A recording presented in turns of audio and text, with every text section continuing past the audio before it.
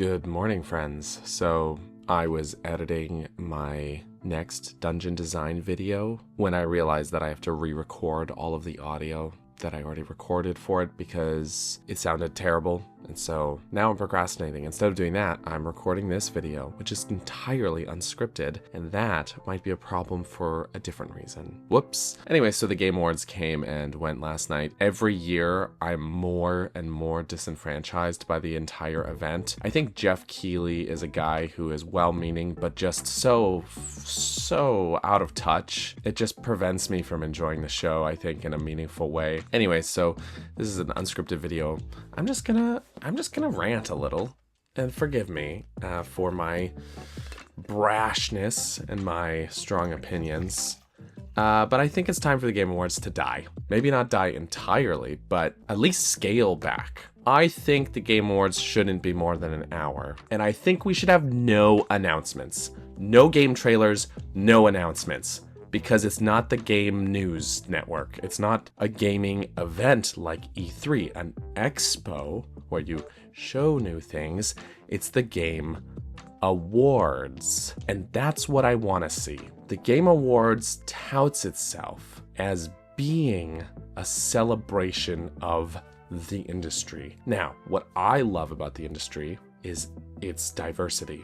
Games have genres. Games are made far and wide across the world by different kinds of people with different ideas of what's fun, and there are so many cool things that are different from each other. And you can kind of see that a little in just the Game of the Year nominations there. I have not played every game that was nominated. I've been meaning to, but there's only so many games in a year that I can fit into my schedule. And, as much as I want to try out all these games, I just don't have the time to play every single game. So I have not played Clair Obscur, for example. I've been meaning to because I've heard very good things about it, but I haven't played it yet. So nothing that I have to say tonight is to disparage that game. I'm not here to talk smack about Clair Obscur Expedition 33. I've heard very good things about it, and I have nothing against it. I haven't played it, so I can't critique it, not in a fair way. However, even without having touched the game, as soon as I saw it in the nominee lineup, I knew it was gonna win. Because here's where, for me, the Game Awards loses all of its credibility. Every year, I have predicted the winner of the Game Awards. I have personally voted for something else. I don't think I've ever voted for a game that actually won Game of the Year, except for when Breath of the Wild did. That was in 2017. That was a long time ago. But the fact I have predicted the Game of the Year winner every year tells you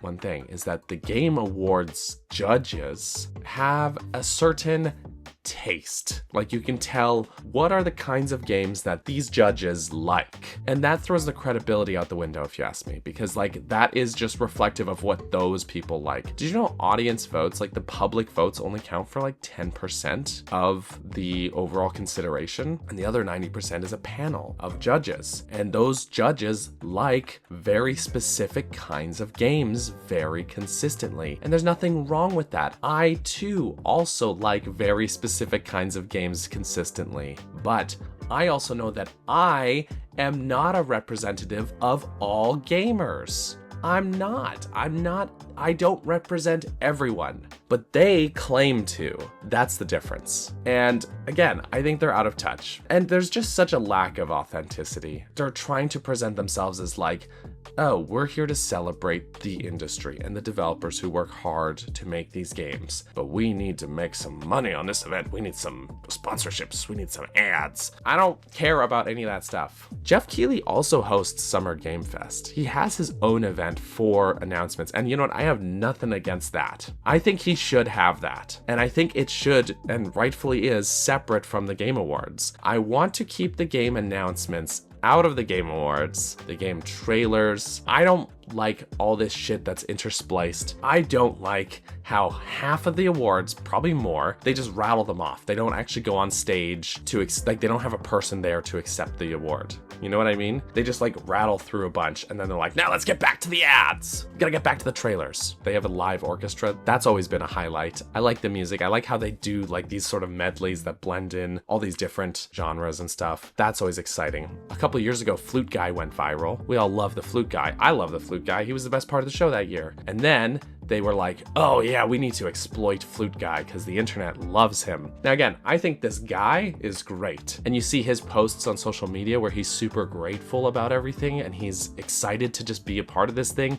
And it's wholesome and it's genuine. So nothing against Flute Guy. I think he is great as a human being. I think the show noticed that and noticed how the internet loved him. And they're like, oh, we gotta get our grimy Keeleys all over him. That's what they're calling. I'm grimy fingers. They're little Keeleys. We gotta put our little Keeleys all over this guy and you know, exploit him. And I can't stress enough that I'm not trying to disparage this guy as an individual. Again, I think he's great, but they give him so many different instruments and they keep panning the camera over to him and drawing attention to him. And it's like they're trying to like revive the virality of that moment from a couple years ago. And it feels inauthentic in a way. And I'm sure as a musician, he's thrilled to be playing all of these different instruments. I bet he loves it because he's super talented and he gets to flex his creative musician muscles. But it's like when there's a meme going around and you and your friends are passing this meme around and it's very funny, and then Family Guy does it. Now the joke is dead. Jeff Keighley,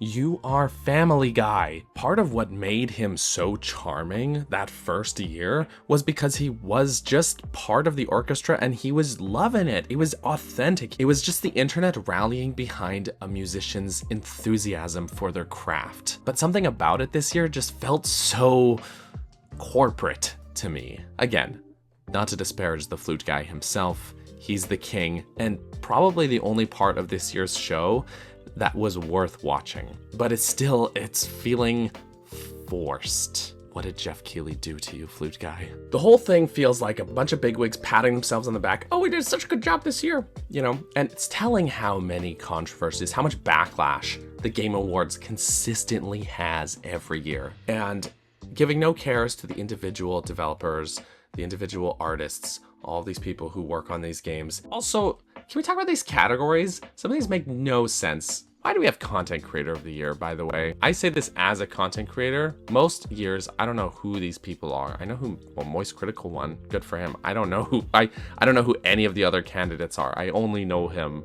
What does family game mean? Can you define it? Because when you say family game, I think of like, I don't know, Mario Party. A game that the family plays together, right? Maybe they mean family-friendly game or game for all ages, but that just doesn't seem like what it's meant to be. Like I don't know. It's a weird ass category, but it seems like it's the, oh, we have to give Nintendo something award. And I'm not saying Nintendo should sweep every category. I think competition is good. That doesn't make any sense. Obviously, I'm a Nintendo fan. Obviously. Although, again, I don't think Donkey Kong Bonanza should have won Game of the Year. It was a very good game that I liked a lot, although I didn't like the DLC, but I liked the game a lot, but I voted Silksong for Game of the Year. Wow, I'm just I got like 6 categories in, just browsing these categories, and like every category had Clair Obscur, Ghost of Yote, and Death Stranding. I swear. I think the Game Awards panel needs to play more games. Genuinely. There's so many games, and you're like, the same 5 games in every fucking category. Like, Jeff, my man, how many games did you play this year? Again, I can't really belittle that because I've only played so many games this year too. You don't have to play every game that came out this year, but you're also not running the Game Awards. They should play more games. Man, I've been recording for like 20 minutes. This is gonna be an ass to edit. Where am I going with all this? Okay, try and be concise here with some of these thoughts. The Game Awards should be shorter, should have no announcements, no ads, no trailers, and it should actually celebrate the industry. That comes with the good, the bad, and the ugly, right? In previous years, the only reason Jeff even acknowledged industry layoffs and mistreatment of employees was because of intense pressure from Twitter calling him out for not doing so. And his acknowledgement was like one sentence where he's like, oh yeah, that sucked, moving on. I just feel like if you're going to put on a show that's claiming to celebrate the industry, you should do that more. The more years the Game Awards goes on, the less I give a shit about the Game Awards. I forgot like 3 times this week that the Game Awards were last night. People had to keep reminding me. And it feels like such an exercise in futility to actually cast a vote because it counts for so little. Here's the thing. Player's Voice is a 100% fan-voted award. It should also have the same nominees as the Game of the Year award, right? I'd like to see what the breakdown was for this. Why do we have just one? I think here's how we should do it. I think take away Player's Voice and double up every category. And I think this will be very telling. Every category has 2 awards. So when you have like best sound design, best art direction, best narrative, you now have to give 2 awards. The Player's Choice Award, which is 100% public vote, and the Panel Award, which is the one the judges give, and it's entirely decided by them. You can have your own award show where you hand out awards that you like based on your taste, okay, but if you're gonna let people vote, let their votes mean something. Do that, and I will trust the Game Awards again. Because you're showing both sides. There's transparency, there's honesty about how the voting system works. You get to hand out the awards you want to hand out, and we get to hand out the awards we want to hand out as well. I would be willing to bet good money that in most categories, they would be very different games. And sometimes there would probably be overlap. Again, I haven't played Clair Obscur. I cannot comment on its quality. I have heard only good things about it. So I would not be surprised if it won in both categories multiple times. Right? That would make sense. This is not just me being salty that Silksong lost. It's the game of the year in my heart. But that's not what this is, because here's the thing. I've been feeling this way for years. So, okay, here's how we fix the Game Awards. We go 2 winners in every category. Panels choice, audience choice, or the public's choice. No more trailers, no more announcements. Put them in a different event. We can have Summer Games Fest. We can have companies have their own digital presentations. They're already doing it. We already have Nintendo Directs and State of Plays and whatever the hell Microsoft is doing. Let the winners actually go accept awards for every category. Let them go accept it. Less bits. I don't care about Miss Piggy or whatever the hell else we're doing. You know what? I think that really comes down to it is like less is more. Less, less, less. Cut all that stuff out. Less, less, less. That's what I want from the Game Awards in the following years. Anyways, if you enjoyed the show, if you went to the show or just watched it at home, I bear you no ill will. I'm gonna close this video out by showing you a clip from the Game Awards 2015. And this was Game Over Greggy winning the content creator of the year, where I don't know if it was called that back then, but he was winning that award. And I'd say I've met Game Over Greggy at E3 back in 2018 and 2019. Nice guy, genuinely, and I'm just gonna let him close out this video because I think he puts it very eloquently. The person I'd like to thank is Nicole Tan. Nicole Tan is an environment artist for Crystal Dynamics. I have never met Nicole Tan. I beat Rise of the Tomb Raider this weekend, saw her name go through the credits along with dozens of other names I didn't recognize, and this happens all the time. Every time I finish a game, hundreds of names I don't know. So today, I'm the trending gamer. I am a duly elected representative of you, the gamers. So on behalf of the gamers, I want to say thank you. Thank you to everyone in this room that makes video games. Thank you to everyone at the home right now, directors, producers, writers, animators who make video games. Hell, thank you to the guy who's working on a Maya project right now and won't see this till it's on YouTube tomorrow. We all know that making a game is not a glamorous life. It is long hours. It's time away from your family, and no matter what, when the game's out, someone on the internet is going to be mean to it. I'm sure it comes down every day. Somebody says, is this worth it? And I want you to know that on behalf of the millions of lives you change, it is worth it. Thank you for making games.